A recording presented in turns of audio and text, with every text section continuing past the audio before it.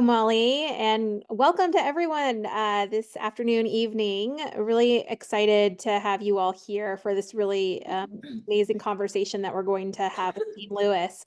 But as we are all coming together, just a couple of housekeeping items and a brief introduction to YANA and myself. If you're on Zoom with us, thank you for being here. We have a really large crowd today. Just make sure that you're on mute so that we are all respecting the time that we have together.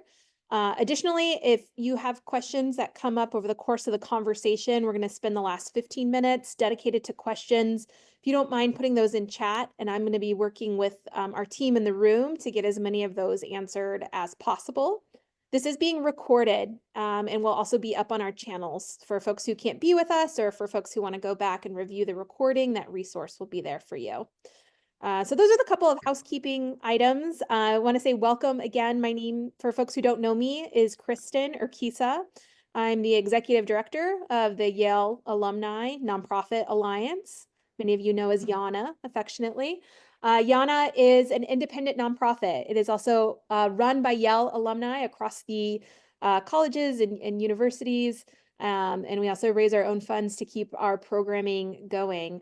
We've been around for quite a while now, started in 2011, 2012, and have chapters in cities and states across the country, as well as a global presence with our friends in the Caribbean who have been working over the course of the last year to build their chapter support.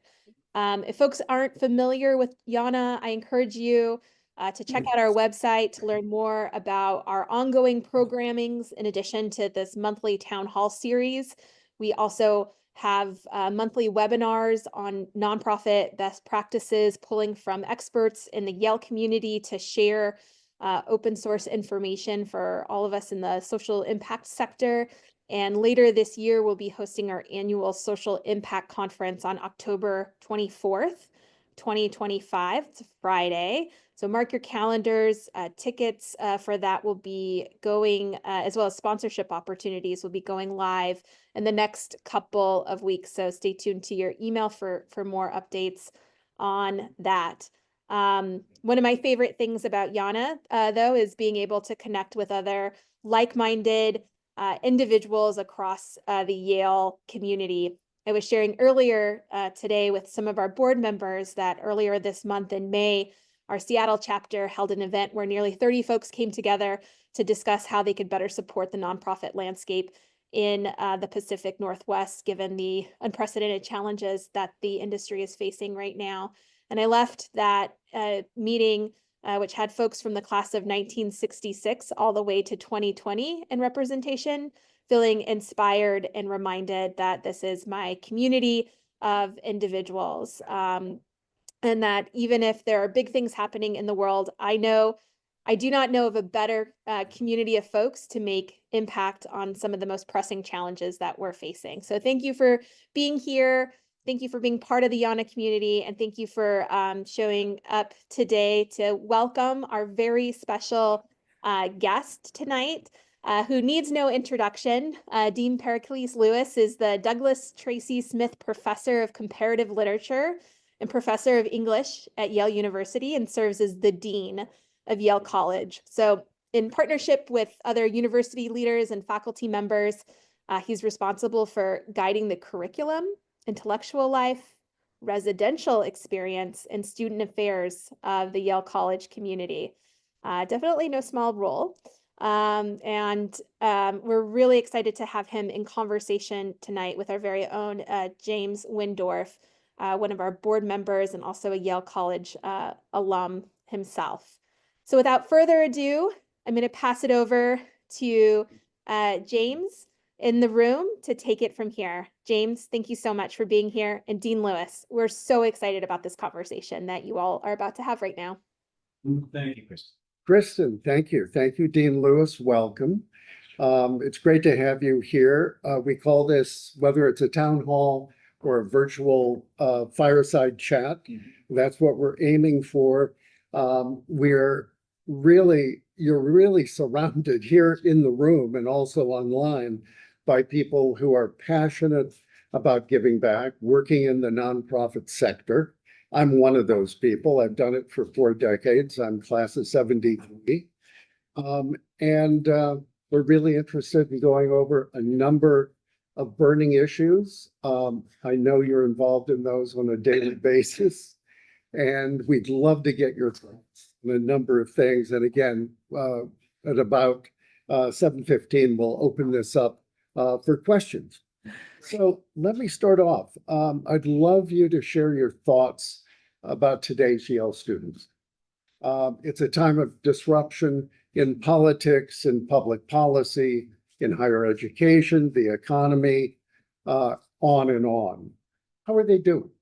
And how is Yale doing in navigating the disruption? Thank you, Jim. Well, thanks for having me. And I'm a fan of YANA. I first got involved by attending or speaking at a group of the New England YANA about 5 years ago, right at the peak of the COVID pandemic. As we were preparing, I was in the provost office responsible for thinking about how to get an education delivered to our students under difficult circumstances. And I talked with a number of really interesting people on that panel that night. So anyway, I'm glad to be here and glad, Kristen, thank you for hosting us. Yale students, I think Yale students are actually doing very well. I'm not excessively worried about Yale students. I think some interesting indicators have gotten better over the last couple of years. For example, we're doing a little bit better in terms of graduation rates. We're doing better in terms of the number of students needing to take a leave for mental health. Now, it's still pretty high.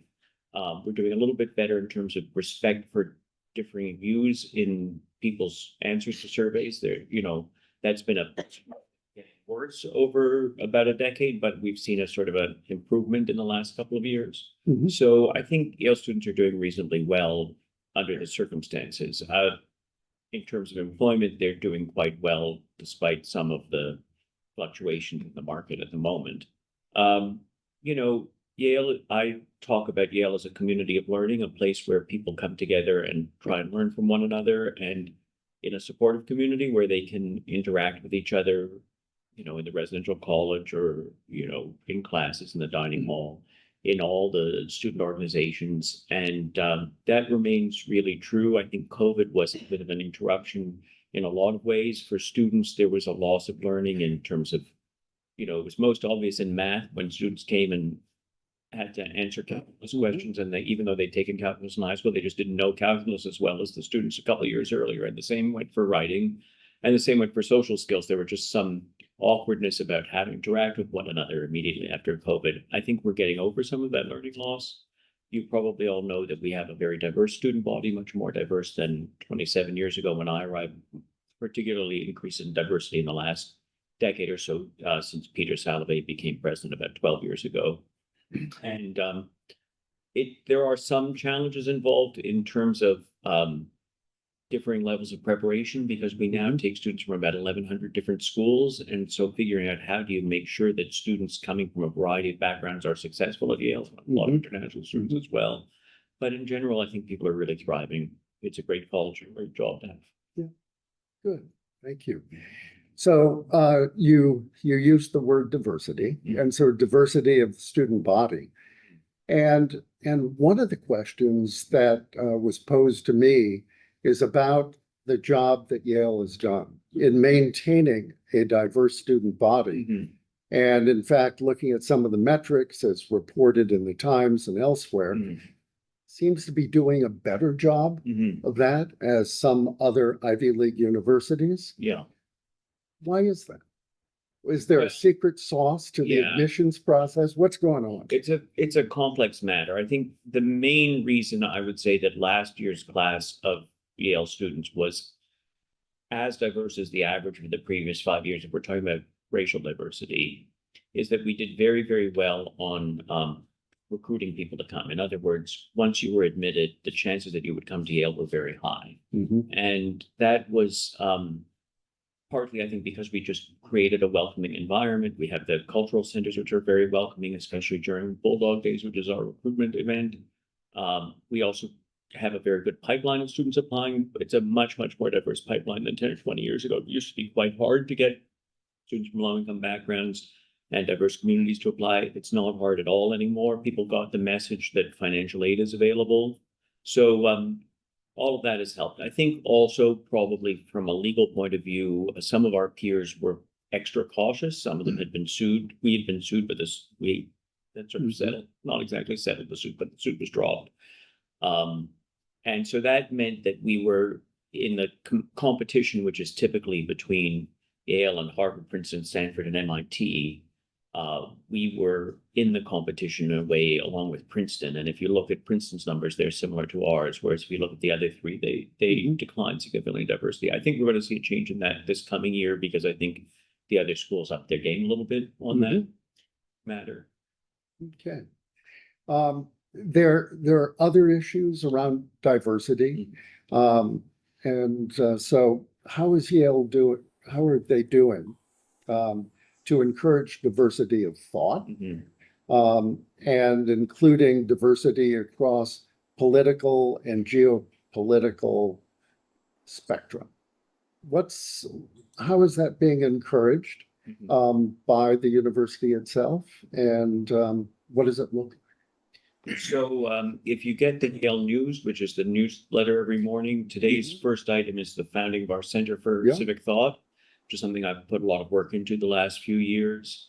The goal of the Center for Civic Thought is to get students, it's got sort of different dimensions, but a lot of it is about getting college students to talk to one another and to be able to have conversations in a relatively formal manner, but not like a class, but a more informal than a class, about pressing political and social issues. And in the context of the history of political thought, I think it's going to be a big contributor to improving that atmosphere for the diversity of views on campus.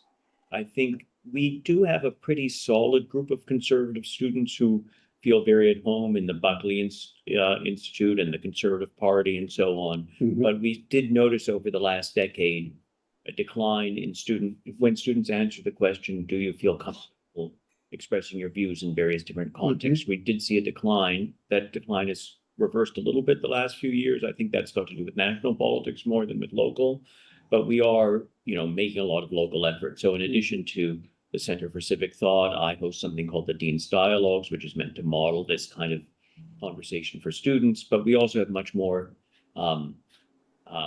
very local things. We have a sort of training for incoming students about how to understand different perspectives, both an online course they take as they arrive, and then sessions with their student leaders, like the first-year counselors. There are sessions in the residential colleges about community building. So we try and expose students to the idea that you're going to experience a variety of views and that that's a good thing. I would say that one thing I noticed when I came in as dean 3 years ago was that there had been a bit of a weakening of that culture, which was something all across the country and maybe even around the world, of people taking differing positions personally, people criticizing each other on social media for their views and so on. I won't say that's disappeared, but I think it's gotten better. So, and I think for many of us who were, at Yale some decades ago, these discussions were not formalized. I mean, it was after dinner, it was at midnight or later, enhanced by whatever.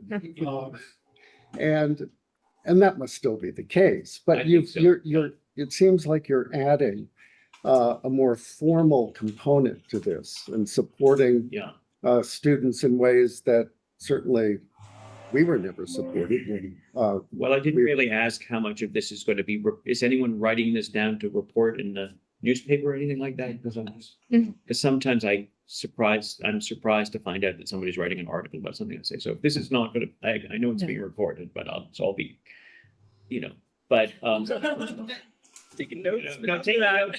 As long as you're not planning to publish it on. No, feel free to take notes. When I came in, as I say, as 3 years ago, and COVID had really affected the educational experience for the previous couple of years, I talked to faculty from, left, right, and center, as it were, who all felt that this was something a little bit lacking, like those free-form conversations. Also, both my kids went to Yale. And I could see it with them and their friends. I think people feel more comfortable chatting with their friends late at night. International students, my kids are very into international things, having lived internationally, are a little more candid perhaps than Americans. I think Americans to some extent have grown used to the idea that you have to be very careful about what you say.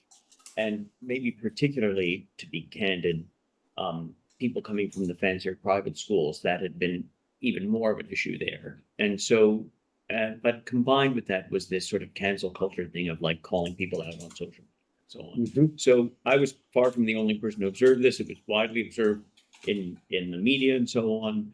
I think people turned against it of their own volition. I think like 19 and 20-year-olds are much less interested in censoring each other's self-expression than were the 19 or 20-year-olds of 5 years ago. I just think it's a change in the culture, like these pendulums swing a little bit. And so, but it does take a little formal work because I think, unfortunately, a lot of education institutions, including K-12 ones, are partly in the business of avoiding conflict and controversy, right? And frankly, we don't want our conflict and controversy on the front page of the New York Times either. So, but you have to expose students to conflict, and they have to be able to engage in controversial conversations. And so we try and get them to that point, again, through, yes, more formal interventions that were probably necessary 54 years ago. Thank you for that. Thanks. So, just following up, thinking about free speech, academic freedom, not only of faculty, but academic freedom just as students themselves, and building that kind of inclusive community. So how do you navigate that allowing free speech, but up to whatever limit? How do you define those limits? And how do you monitor? Well, I would say we have pretty broad limits. I mean, I think it's a principle that goes back to the Woodward Report, which is also 50 years ago, of, free expression on campus. We don't, obviously, we're not bound by the First Amendment because we're a private institution, but we believe in First Amendment values. And that said, there's a whole category of law and regulation that's changed a lot regarding discrimination and harassment compared to 50 years ago. And we are a more diverse community than we were. And that also goes to sexual harassment and sexual misconduct. So some expressions that might have been, a professor saying something to a female graduate student in a lab, 40 years ago might have been construed as, well, that's just banter in the lab, would not be allowed today. And I think that's a reasonable change in our expectations in terms of discrimination and harassment. But as we saw in the debates around political speech around Israel and Palestine after October 7th, it's not enough to just say, well, I don't agree with what's being said or I'm offended by what's being said. To constitute discrimination or harassment, but to constitute harassment, it has to be persistent and targeted and so on. And to constitute discrimination, there has to be some kind of consequence involved, like a professor withholding a benefit from a student. So those are complex matters, but I think a lot of the time, I think there's always a risk that when you're trying to regulate that kind of thing, you also are regulating just standard political speech, and you want to avoid that. But there is a pretty well-established law and rules about what constitutes discrimination and harassment. So I think we've got it, reasonably well. I admit that there are borderline cases. Okay. So some of us at this table and certainly online are part of nonprofit organizations, leading those organizations. And we've been in too many conversations with lawyers over the last 3 months. DEI. Yeah. Many organizations, mine included, created DEI committees, DEI scholarship, DEI resources. So are you, how do you hold on to your values while also wanting to stay compliant with federal law? Right. And how is that working? Well, so before the second Trump administration came in, there was the decision by the Supreme Court on affirmative action in 2023. And what we did in reaction to that was consulting a lot with lawyers, figure out what can we consider and what can we not consider? So, the basic fact is when we're an admission committee, we don't see the box that's checked that says what somebody's race is. Mhm. But you can try and recruit a diverse candidate pool. And once students are admitted, you can sort of market to them, as it were, like encourage them on the basis of race. And students can write about as Justice Roberts wrote, about their experiences in relation to race in their essays. So it's not like race is totally out of consideration, but it can't be the criterion on which people are admitted. So we looked at broader socioeconomic factors, geographic factors, and so on, and that worked pretty well. Now, with respect to the more recent, criticism and attacks on DEI, we had not entirely, if you look at some of the universities like Michigan, for example, they had a very, broad DEI process and frankly, bureaucracy that went with it. Mhm. During this whole last decade, we've focused on what we call belonging, Mhm. which is deliberately intended to include all kinds of diversity Mhm. and to be inclusive of everybody. And so it's inclusive in that sense. And I think it's been pretty successful. There hasn't been the backlash against it on campus that you've seen some places. There have been a couple of incidents. Some of you will be familiar with the 2015 Halloween thing, Mhm. ancient history from our current point of view, but alumni have long memories that deans learn. Yeah. So, it's not that we haven't had any issues, but I would say that the strategy since then has been all about community building and about Mhm. things that we can all agree on. And there certainly haven't been the use of quotas and some of the things that you get really heart attacks on. Now, that said, we cannot avoid the fact that a lot of our grants are being canceled, not hundreds of millions like a lot of our peer institutions, but tens of millions. And Mhm. it's in areas that include diversity, almost anything having to do with gender, almost anything having to do with viruses, almost anything having to do with climate change or a lot of global health kinds of matters. And the result is that a lot of very important research that we've been doing is on the chopping block. Now, fortunately, because it's in the tens of millions of dollars and because the endowment tax hasn't hit yet, but it may hit soon, we're able to bridge those researchers as they look for areas where they can get grants in the future, but we can't bridge them indefinitely. We can't make up for the absence of federal funding. And of course, some of our peers, especially Harvard, are in a much more extreme version of that problem. But for us, I think I worry a lot about certain areas of medicine, like even obstetrics and gynecology, but especially areas having to do with public health and with the environment, where the funding is really rapidly disappearing, and it's going to make it hard for us to continue our research mission. That won't immediately impact undergraduate education, which is my area, but it will ultimately, because students will have fewer opportunities to participate in global health research. The School of Environment contributes a lot to teaching our environmental studies program, and it may be hurt by this. So, and obviously the medical research we do is very important. And if you were to exclude any medical research that deals with racial diversity of health or maternal, like almost all kinds of maternal health has been, which is bizarre. And so it is really affecting science, and that in turn affects our mission. The question that Harvard is now dealing with about a possible ban on international students, the Yale student body overall is about a quarter international. Maybe a third. Yeah. Okay.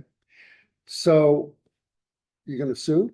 What are you going to do? We're involved in a few of the lawsuits that are out there right now as part of like the Association of American Universities. Yeah. That one put the NIH indirect costs on hold. We don't have to go into all the details of that, but so as needed, yes. I think at the moment we are being impacted even because the administration has put visa processing on hold for an indefinite period. And so a lot of our incoming students are applying for visas right now and are not able to get the appointment to get their visa. So we expect that there may be some delays in arrival, and we're trying to figure out how to, we've had delays here and there among international students, and usually if they can get there within the first couple of weeks of the semester, it's fine, and otherwise they have to miss their first semester.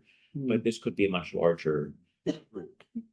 At the undergraduate level, it's only about 12% of the student body, and it wouldn't be the continuing students. This would be the students who are just joining us for the first time and who aren't already on a student visa. Some of them will be on a student visa for high school or what have you. But anyway, it's going to be a very difficult situation. And I do think we see in the administration like a desire to undermine the universities.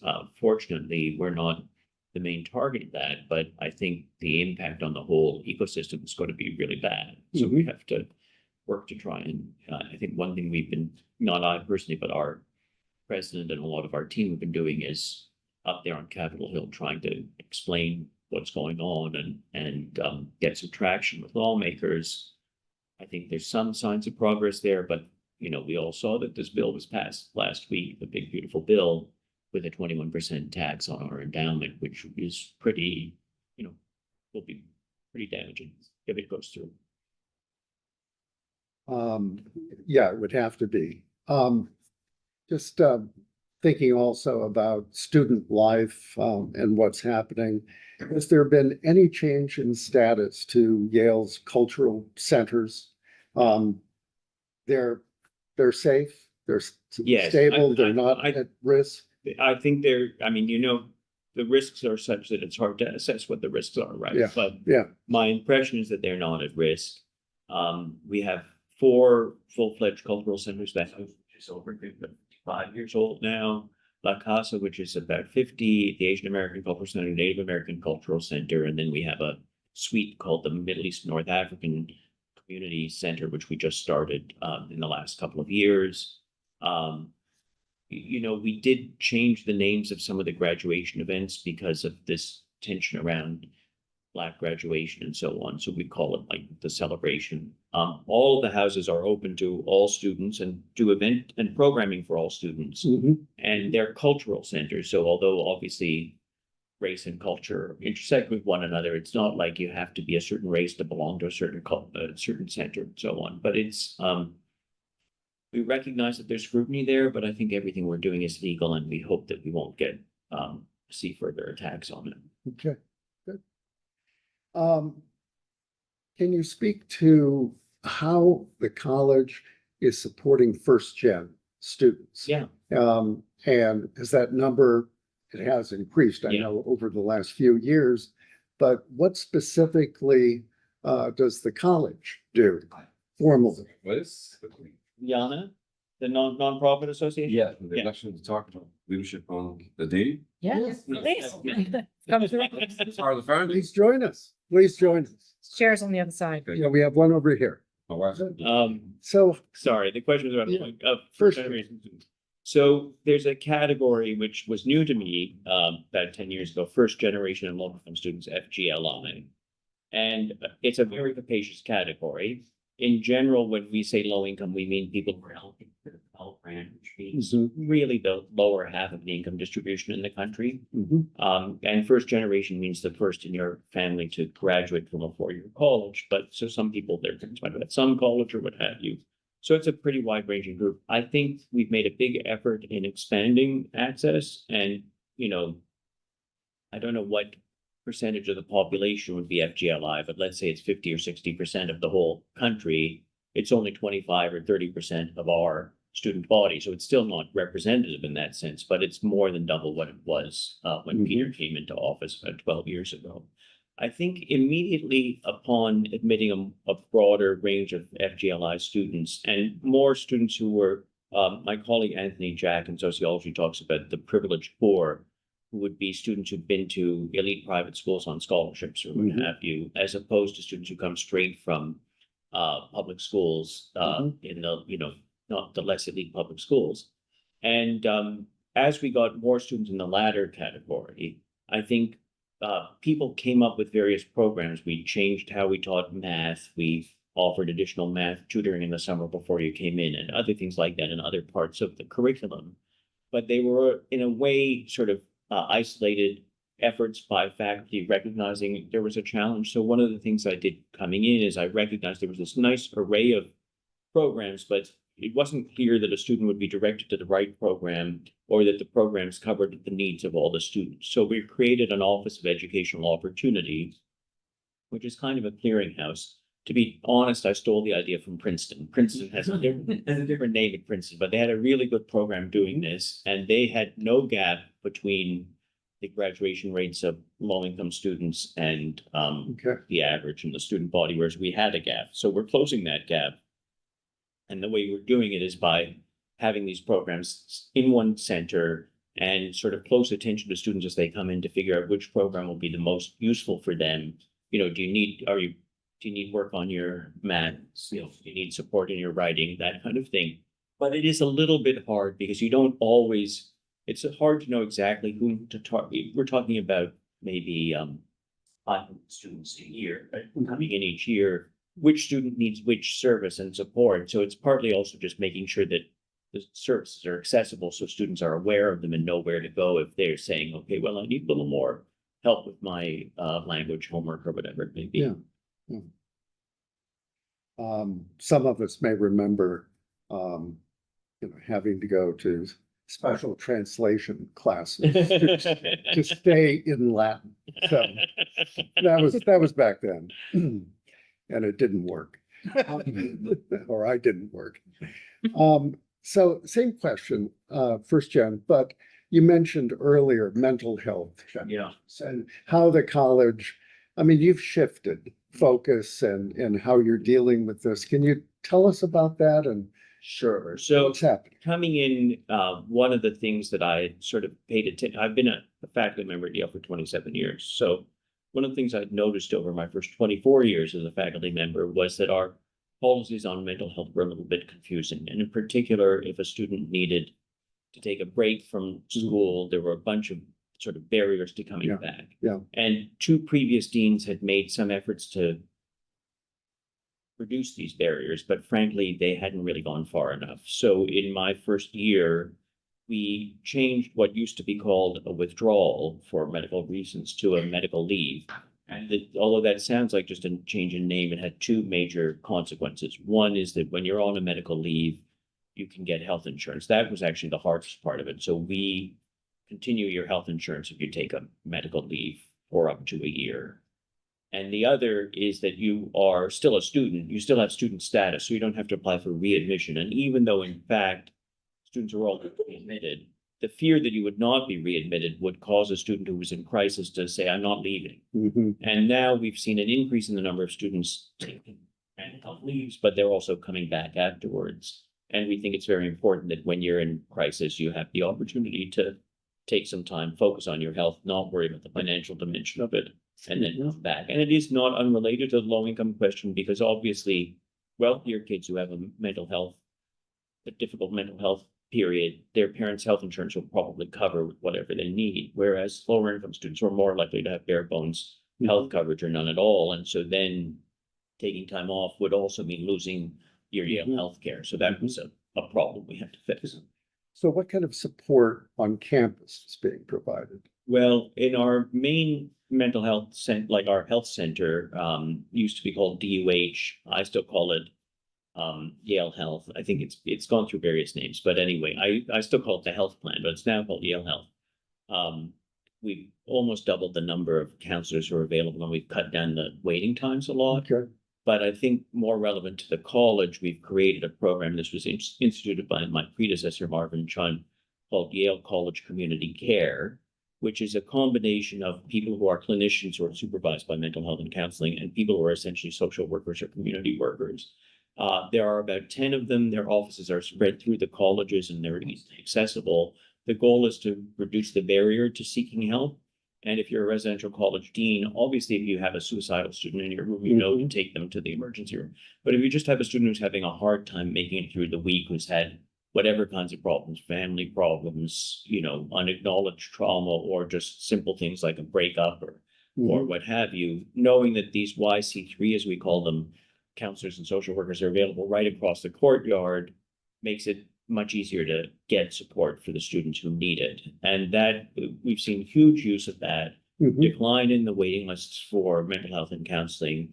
And I don't know that we can attribute this to our efforts, but it's nice to see that we saw a major decline, about 40% in the number of students hospitalized this year. It's still much higher than it was 15 or 20 years ago, but it had doubled, not only at Yale, but in a lot of places, the number of students with mental health, acknowledged mental health conditions has doubled in the last 20 years or so. And it's hard to know what fraction of that is worse mental health and what fraction is better identification of mental health challenges, but nonetheless, it's a significant challenge.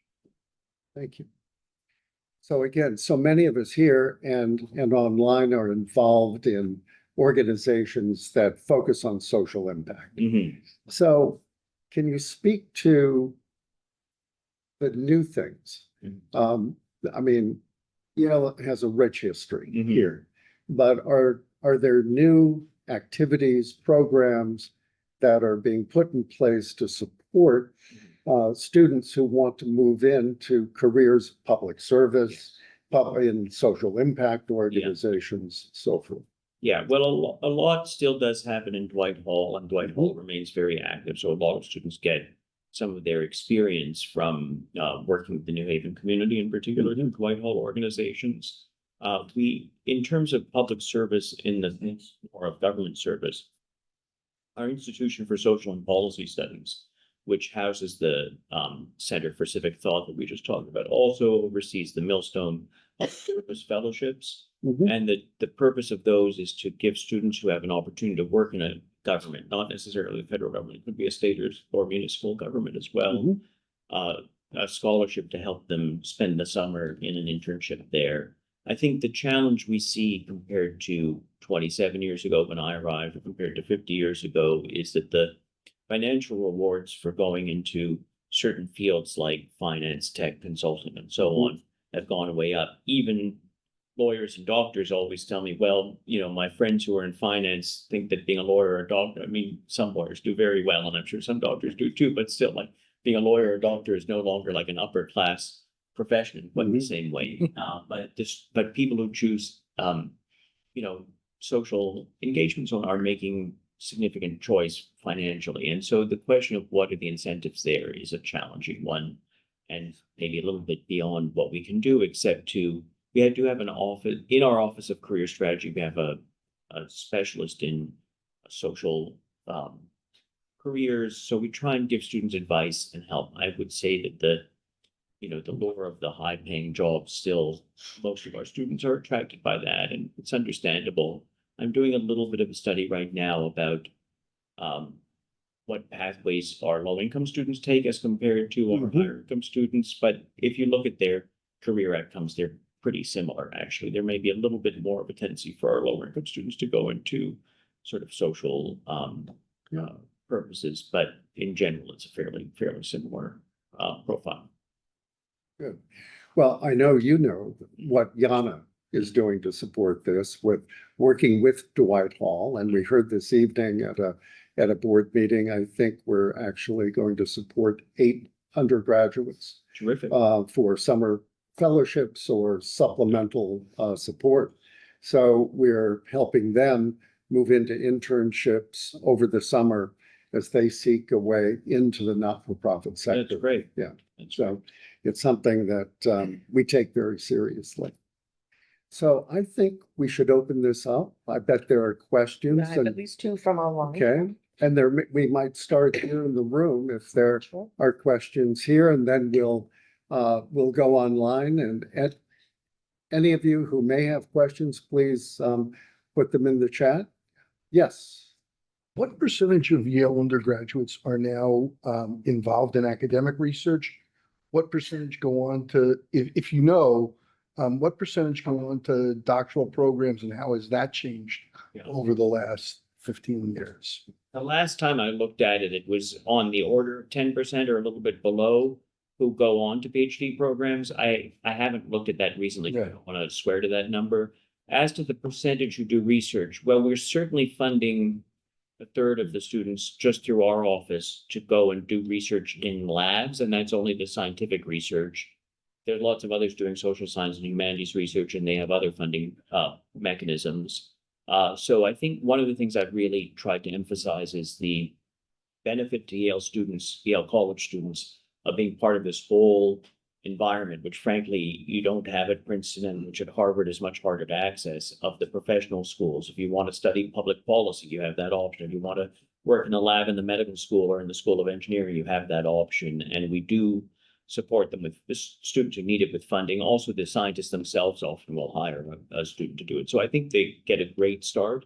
I would say probably more of the students who do that go on to medical school than to do a PhD, but nonetheless, I think a good number go on to PhD.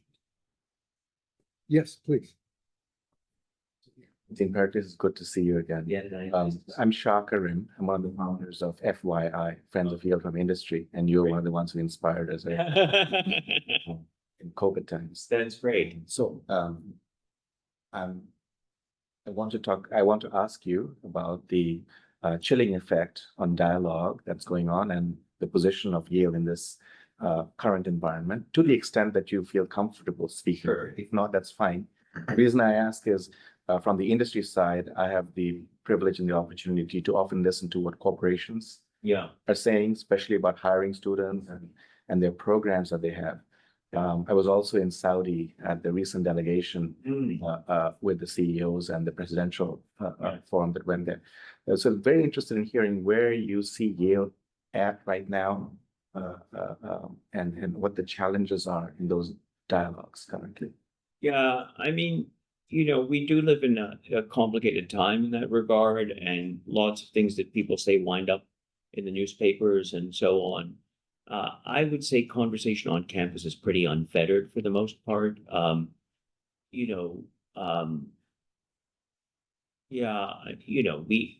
have certain rules around protest, and our rules, frankly, are pretty clearly written, and we've also tried to enforce them consistently. And I think that's helped, because there've been plenty of protests and counter protests and so on that have taken place without incident, and then there've been a smaller number where rules were broken and discipline was enforced.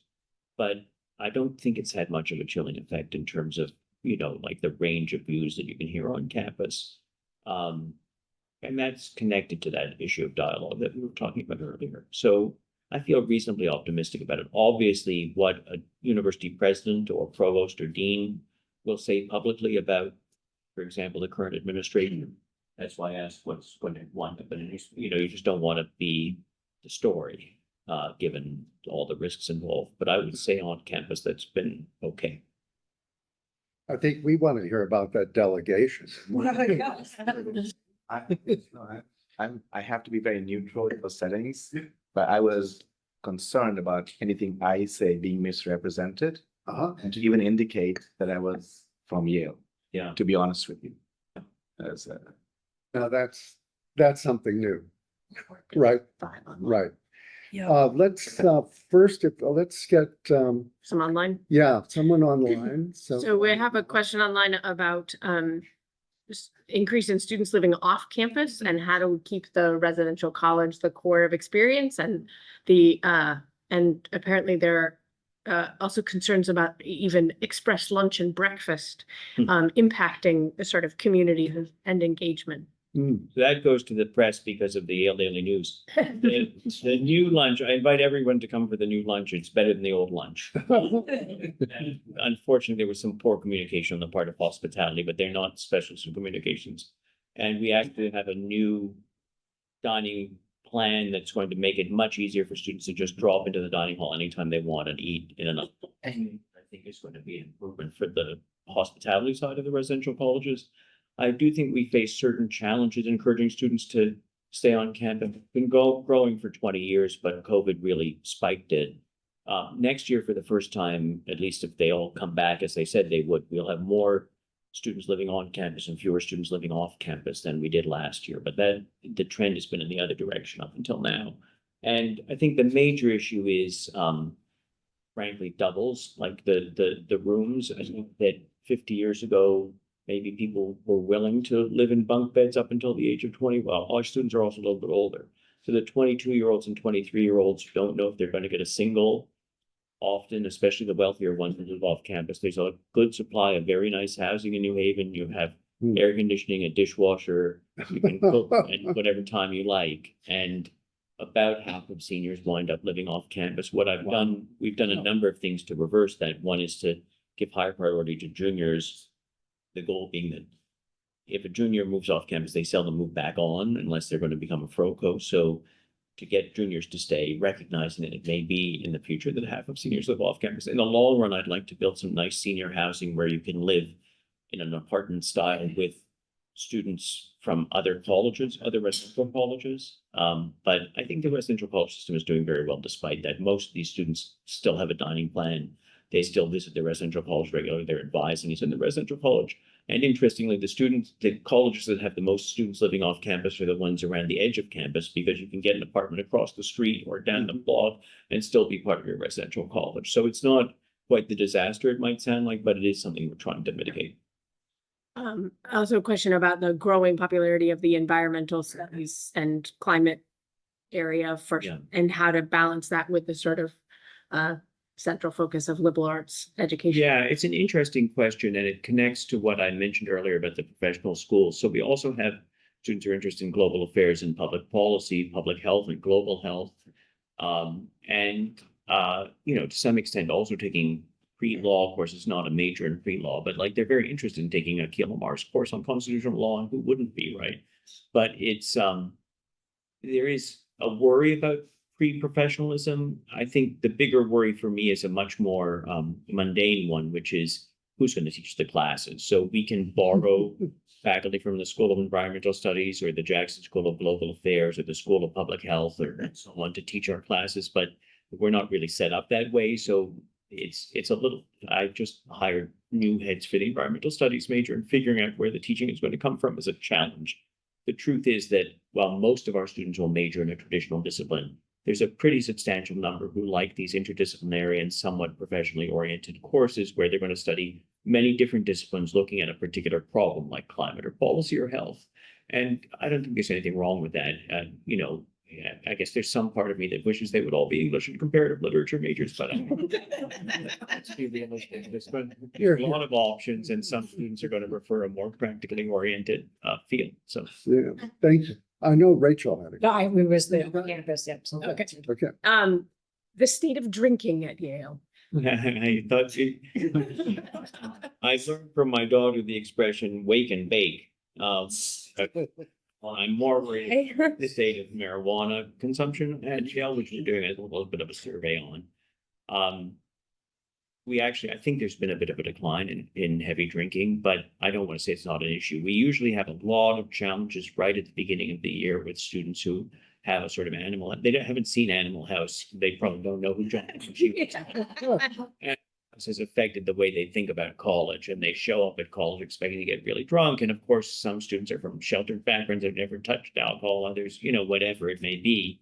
And a big job for the first year counselors and the deans and the dean of students is to just monitor that. One thing we did is, it's dry, but we have the Bulldog Bash on campus at the end of orientation, redone orientation, which we talk about later, but on Sunday at the end of orientation, you come back and there's a big party on old campus. And the whole goal of that party is to keep the students having wholesome fun dancing to a DJ on old campus rather than going off into different corners and getting, plastered. But it is.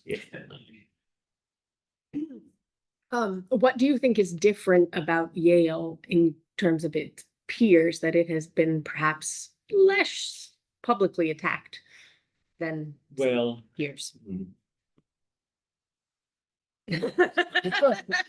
it's dangerous to put too much weight on anything, but I would just say we do have an advantage in being a closely knit campus. The faculty who are very vocal in favor of the rights of Palestinians are people I've known forever. The people who are very vocally pro-Israel are people I've known forever. Almost all of us live in and around New Haven. Our kids go to school together. The residential college means that 14 heads of college know practically every student. If they don't know them, then somebody else in their college knows them. And so we're a little bit better at diffusing some of those tensions as a result of that. And, I read about May Day 1970. Oh, I was there. Yeah, and there's a lot of, I think, probably appropriate pride in the fact that it worked out pretty well. But there's also always a certain amount of luck in these things. And the fact is, New Haven is just not New York City. And if I was trying to operate a college on the Upper West Side, I'd have a much harder time, just by the nature of the environment. So we haven't had any building occupations, but we also don't, the New Haven residents who come to these protests are, nice elderly people that you might see at the ophthalmologist. They're not like radical anarchists or anything like that. So Another piece, sort of in similarly, all of us, I think, who are alums and subscribe to things have recently got, President McInnes's call. And if we are a graduate of one of the professional schools, our dean has emailed us as well, asking us to talk to our senators, et cetera. And a question here asks, are there other things that this is from a student, but, yeah. The student or those of us who are alums, can be doing. I'm told that calling your senator is the most effective thing. The emails sort of add up in their spam thing and they count them. But somehow, apparently, if you work in a Senate office and you keep getting calls about an issue, after 20 or 30 calls, it starts to make an impact. It doesn't take hundreds. And that's what I'm told. I'm no expert in this, but what we need right now is for a certain number of moderate senators to oppose the huge expansion in the endowment tax. Maybe come up that's involves the university paying a little bit more, but not 15 times as much. And maybe with some more appropriate way of defining the tax or what have you. So we have people working on that in Washington. I understand that Senator Collins has a very key role in this bill when it goes through the Senate. So one has some hope that she will be more sensible than her opposite numbers in the House. But it's a very difficult situation. I think that's the best thing that we can all do is make ourselves heard to our elected representatives. I mean, that 21% seems to be, first of all, thank you for doing this and thank you for navigating Yale during interesting, challenging times. I appreciate you being forthright with all this. The 21% sounds disastrous in a lot of ways. I mean, the executive orders, ideally could be, overturned at some point. And also with this administration, it goes from adversary to friend very quickly. So how does Yale decide how much to either push back against some of the executive branch decisions right now, which seem to be pretty capricious and overturned pretty quickly? And with the more substantial changes, 21%, which is obviously might be codified in law, which really changes the way that universities operate. How does Yale decide to push back? Because you mentioned, the economic impact and the health research being done at Yale. That's very far reaching. Is it a messaging thing that Yale needs to do in order to get that out there? Yeah, and I think all of the leading American universities are focused on that messaging. And I think it's to talk to people in the House and the Senate. The House, did pass the bill. So they've been working on the House for a couple of months and now they're turning to working on the Senate. The Senate tends to have a moderating impact on these things. I understand it is a fairly high administration priority to get this tax up there, but it doesn't make a lot of sense in all kinds of ways. The capricious activities and so on have not really impacted Yale, and we are under investigation for a few things that are in the newspapers. I'm not informing you of anything that you can't find out for yourself, but these are sort of just the standard. Like the whole time I've been there, there have been investigations about one thing or another, whether the president's a Democrat or a Republican, and I have to be very careful what I put in my email. But no, all of them are following normal procedures. There hasn't been an executive order mentioning Yale, or a tweet as far as I know. So we just hope that stays the same. Our goal, I think, in our collective action with our peers is to put pressure in the places where the courts can help us. So, for example, the hold on the F&A rate or the indirect cost, or I think there's been something around the international. So there are times when we can work well with other higher ed organizations and get something done. But I think, as you say, the longest lasting risk at the moment is this 21%. Although the current thing going on with the international is also very serious. Sure. And that could affect financial aid. Yes, of course, because that's a very high priority for us. Now, in reality, the last thing we'll cut is financial aid, but some of the programs I mentioned, like summer support, we will the first priority is going to be financial aid for during the year. So it's very nice that now we're able to support students to do interesting nonprofit, for example, work or work in a lab or something like that in the summer.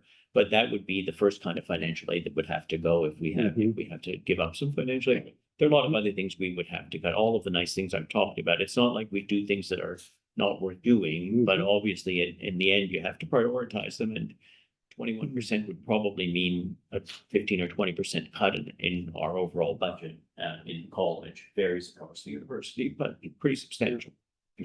One last, you've had one, so you're new with your hand up. So go ahead. Thanks. You know, you're talking a little bit about how the coordination of some of the top universities among peers are reacting to the administration's demands with regard to the financial aspects of the endowments, the percentage of overhead, et cetera.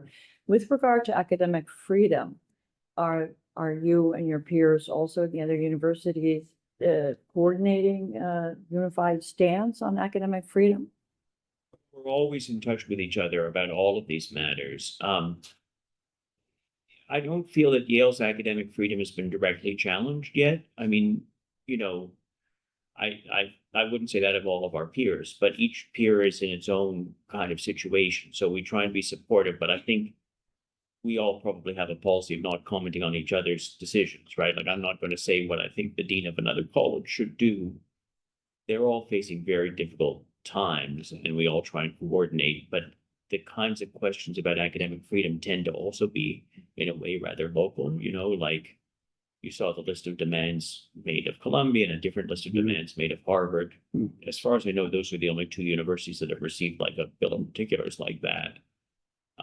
Obviously, if they, you know, there's a domino effect possibility there, and we're trying to get moral support where we can. I'm going to the retirement party of my colleague at Harvard, who's the dean of Harvard College, and I had a nice set of chats with my friends up at Columbia when I was there a couple of weeks ago. So there's a lot of moral support going on, but I'm not sure that there's like a coordinated strategy for those questions. Thank you. One last question here. Oh, you. Sorry for as the youngest, I think the youngest of the alumni. Yeah. There you go. And then I'll need to wrap up. Sure. Thank you. I was super excited when you brought up Anthony Abraham Jack. I wrote my thesis partially about him, and I met him in college at Yale, like 2 years ago. He's really cool. Yeah. So one thing that he talks about with the privileged, poor, and doubly disadvantaged is that a lot of the students who are admitted, who are students of color at selective universities, are students from prep school backgrounds. Right. I'm wondering kind of what strides Yale has done to consider school diversity and its admissions, and maybe how those things have changed over time. Well, partly as a result of the affirmative action decision, students are not, like if you go to Choate or whatever, we don't know what race you are. So I think that that's less of a factor than it used to be. What we're doing instead is school diversity. So we admitted students from over 1,100 schools last year. I don't know what the number was 5 years ago, but I think it's the highest number it's ever been. So most students are the only student from their school to be coming to Yale. So compared to the days when Andover sent 30 kids and Choate sent 20 or whatever, it's very, very different from those days. I mean, Andover and Choate still send a lot of kids, but nowhere near as many.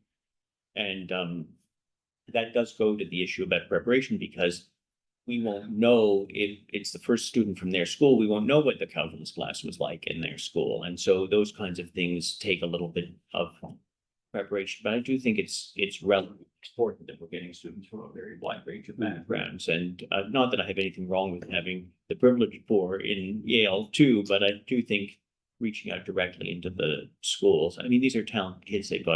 We do have SAT scores or other test scores. They have good scores. They've done very, very well at their schools. It's just that the range of things offered at their school may not have been as wide as at some other schools. And so helping them get into the kinds of courses that they'll be taking at Yale is sometimes, you know, an issue. But, you know, again, so talented that it's usually not like a very big issue. I think there's usually, I actually suspect, as we're digging into this question of why some students don't graduate on time, that more of it will turn out to be family or social or other kinds of issues rather than purely academic ones. But how do you disentangle those? Or how do you support the student whose challenges may be largely about their family, but who has an impact on their academic performance? So those are some of the challenges.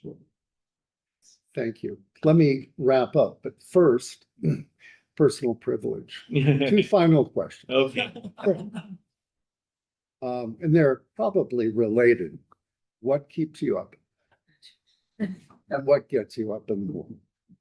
Well, I love the students. They're terrific to work with, and frankly, my faculty, my colleagues on the faculty are great too. I enjoy the work, so I always feel good about getting up in the morning, unless I haven't slept the night before, and that's mostly right now that tax thing. I mean, the threat to our research is very real and important, but I'm less directly involved in that. So the question of, how could we do all that we do with 15 or 20% less money? It's an interesting question. Now, to be fair, universities have done very well. We had David Swinson for 40 years or so. Our endowment is great, but the thing is, we've allocated all of that money to very good causes. So then you have to decide among all the good things we're doing, which are the things we're going to have to drop, and that is not a pleasant prospect. But I like to tell the story of the Yale during the American Revolution. I started this one during COVID. So in 1778, food was scarce. There wasn't like firewood or whatever. And the trustees, the minutes of the trustees meeting sometime in winter of 78 were like, given all of the things that are going on, we're sending the students back to their homes. They're going to continue to study, and then they can come and take an exam when they're ready, when God will provide, right? And we hope that the Almighty will make it possible for the university to come back again. And a year or two later, it did. So, Yale's been through tough times before. I think actually the Battle of New Haven was probably an even greater risk to the university than our current situation. So, Great. We thank you. Thank you for your passion, for your candor. thank you for hosting the event. So happy to have you here, Dean. Thanks everyone for joining us. And we'll be sharing the recording with folks in the not too distant future. Great. Thank you, everyone. Thank you. Yeah, well done, Jim. Yeah. Excellent. Great job, both of you.